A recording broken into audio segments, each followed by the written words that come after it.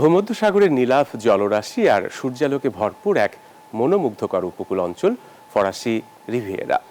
এর ঝলমলে মূল ভূখণ্ড থেকে মাত্র কয়েক কিলোমিটার দূরে গেলেই দেখা মিলবে এক অনন্য জগতের, নাম যার হাইরেস দ্বীপপুঞ্জ।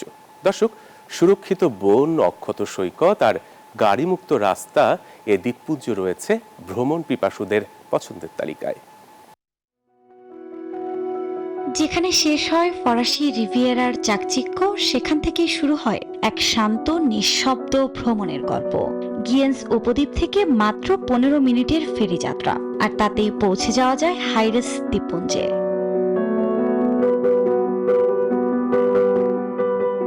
নেই গাড়ির শব্দ, নেই কৃত্রিমতা, আছে শুধু প্রাকৃতিক সৌন্দর্য, ধীর গতির জীবন আর ভিন্ন স্বাদের অভিজ্ঞতা। পোর্ট কেরোলেস, পোর্ট ক্রোস এবং লেভেন্ট ভিন্নভাবে সাজানো তিনটি দ্বীপ যেন বলে আলাদা গল্প।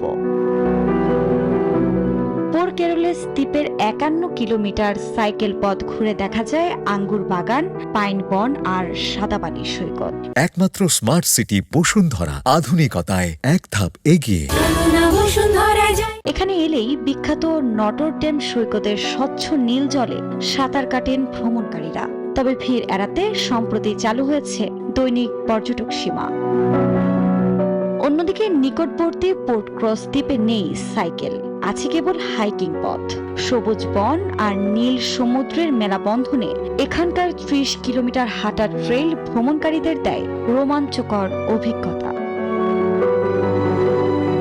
আর হাইরেস দ্বীপপুঞ্জের তৃতীয় দ্বীপ লেভান্ট, এখানে প্রকৃতির স্বাধীনতার সঙ্গে মিশে আছে এক অনন্য জীবনধারা। ফ্রান্সের সবচেয়ে পরিচিত নগ্নতাবাদী সম্প্রদায়ের আবাসস্থল এই দ্বীপ, যা একে করেছে একেবারেই আলাদা। হাইরেস দ্বীপপুঞ্জ আজও ধরে রেখেছে এক টুকরো আসল ফরাসি রিভারার স্বাদ। 1963 সালে অঞ্চলটিকে যুক্ত করা হয় পোর্ট ক্রস ন্যাশনাল পার্কের অধীনে। প্রকৃতির সান্নিধ্য, নির্জন সৈকত আর ধীর জীবনযাত্রা একে করে তুলেছে ভ্রমণ পিপাসুদের জন্য এক মনোমুগ্ধকর পালানোর ঠিকানা। আফরিন মৌ, নিউজ 24।